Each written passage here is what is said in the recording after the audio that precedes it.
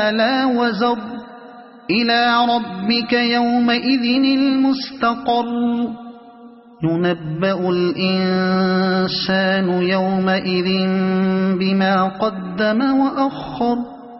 بل الإنسان على نفسه بصيرة ولو ألقى معاذيره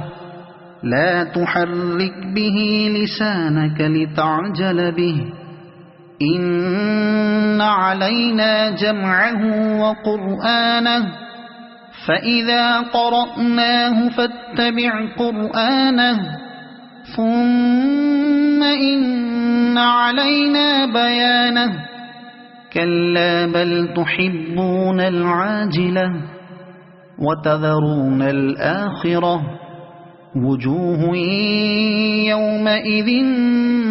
ناظرة إلى